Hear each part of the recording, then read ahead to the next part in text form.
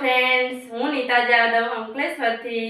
આજે આપણે બનાવીશું અમેરિકન મકાઈની ભેળ. તે ઘરમાં બધાને ભાવે તેવી એકદમ તીખી અને ચટપટી. તો ચાલો આપણે બનાવવાનું ચાલુ કરીએ. હવે આપણે બનાવવાનું ચાલુ કરીએ. અહીંયા મેં 1 કિલો જેવા મકાઈ લઈ લીધી છે, લીલી અમેરિકન. ત્યાર પછી તેને આપણે બાફી લેવાના છે 10 મિનિટ જેવી. તેને ઢાંકી દઈએ. અહીંયા 10 મિનિટ જેવી થઈ ગઈ છે અને આપણી મકાઈ ઠંડી થઈ ગઈ છે. હવે તેને ચપ્પુની મદદથી આવી રીતે તેને દાણા કાઢી લઈએ. બહુ સહેલાઈથી આપણા દાણા નીકળી જશે. જોવો છો ને, એકદમ સરળ રીતે નીકળે છે. આવી રીતે બધી જ મકાઈ આપણે કાપી લેવાની છે.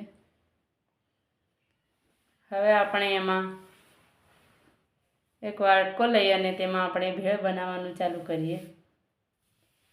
બાફેલી મકાઈ લઈ લઈએ.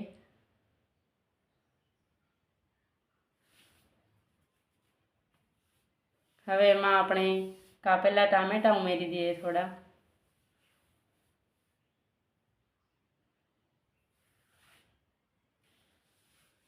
હવે તેમાં આપણે ડુંગળી ઉમેરીએ. તમને વધારે ડુંગળી અને ટામેટાં ભાવતા હોય તો તમે વધારે ઉમેરી શકો. થોડા સેવ મમરા.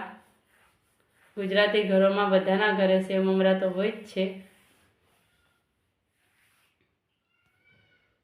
હવે આપણે થોડી વધારે મોળી સેવ ઉમેરી દઈએ, જેથી તે ખાવામાં સારી લાગે. થોડી ખજૂર આમલીની ચટણી 3-4 ચમચી જેટલી, ખાટો મીઠો સ્વાદ માટે. હવે ધણા પુદીનાની ચટણી ઉમેરી દીધી છે. તીખાશ માટે પણ સારી રહેશે. તેમાં લીલું મરચું આવશે એટલે. લીલા ધાણા ઉમેરી દઈએ થોડા. હવે થોડો ચાટ મસાલો 1 ચમચી જેટલો. થોડું સિંધવ મીઠું લઈ લીધું છે, જેથી તેનો ટેસ્ટ સારો આવે. હવે બધું જ મિક્સ કરી દઈએ.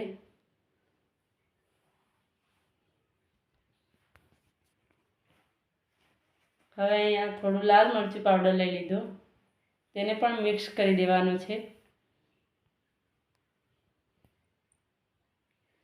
ત્યાર પછી આપણે અહીંયા એક ડીશ ભેળ તૈયાર કરી દઈએ. અહીંયા મેં ડીશ તૈયાર કરવા લાગી છું. તેમાં આપણે સજાવી લઈએ બરાબર.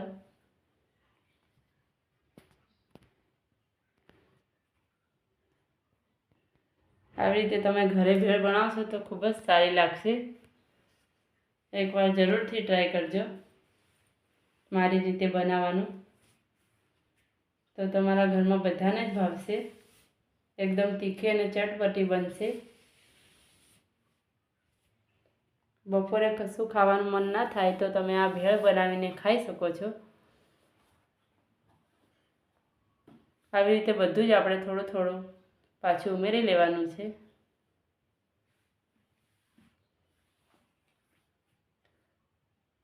અહીંયા આપણી ભેળ તૈયાર થઈ ગઈ છે.